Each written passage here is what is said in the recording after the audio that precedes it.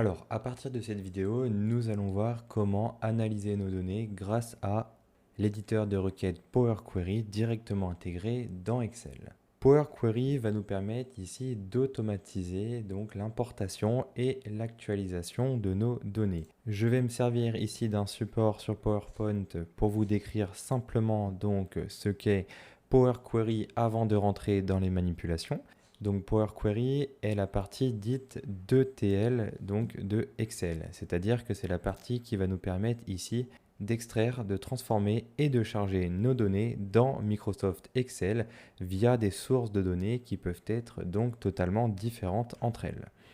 Donc Power Query va nous permettre de transformer nos données grâce au langage M, donc étant donné que souvent les données que l'on a d'un fichier brut ne sont pas analysables.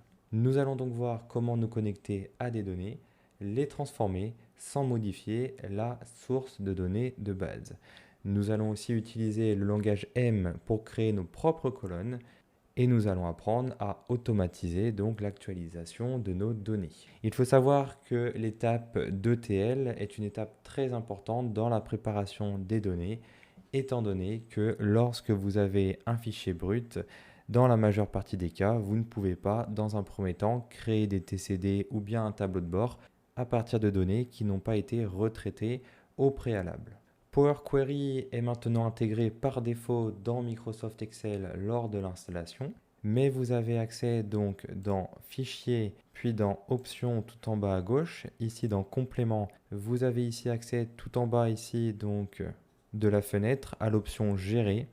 Puis ici, gérer les compléments comme atteindre, qui vont nous permettre ici d'activer ou de désactiver les autres Power Tools, à savoir Power Map ou Power Pivot. Power Query, comme je vous l'ai dit donc, est intégré maintenant par défaut à Excel.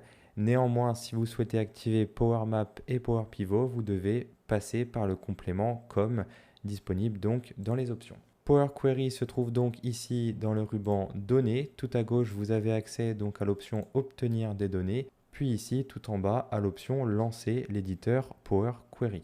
Donc en l'occurrence, ici Power Query est maintenant un add-in directement intégré dans Excel. Il vous suffit juste de vous rendre dans l'onglet Données.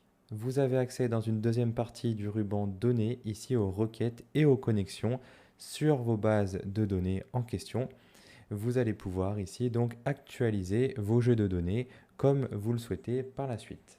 Power Query va donc nous permettre de préparer nos données pour en faciliter notre utilisation, car comme je l'ai dit donc dans la définition, à premier abord, nos données ne sont pas analysables. Nous avons principalement 4 étapes lorsque l'on parle ici de Power Query. Donc je vais ici créer une nouvelle feuille et je vais ici insérer un encadré en texte qui va me permettre ici de vous expliquer les 4 différentes étapes. Nous avons la première étape qui va nous permettre ici de requêter les ou la source de données en question. Ensuite, la deuxième étape va nous permettre ici de nettoyer les données donc pour qu'elles soient utilisables afin de créer par exemple des TCD ou bien un tableau de bord. On pourra par exemple ici retenir seulement quelques colonnes du jeu de données et non pas toutes les colonnes du jeu de données.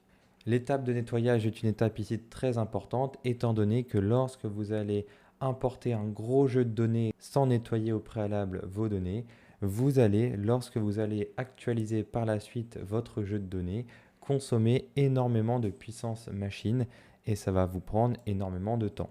Nous avons comme troisième étape donc la transformation cette fois-ci des données.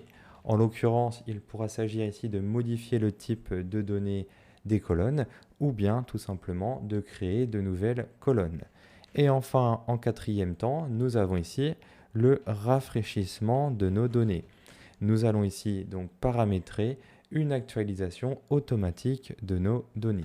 En résumé, Power Query est une forme simplifiée d'ETL et il faut savoir que Power Query est aussi utilisable dans l'environnement de Power BI et de Power Apps, étant donné que les rubans et les fonctionnalités disponibles dans Power Query de Excel seront les mêmes que dans Power BI ou bien dans Power Apps.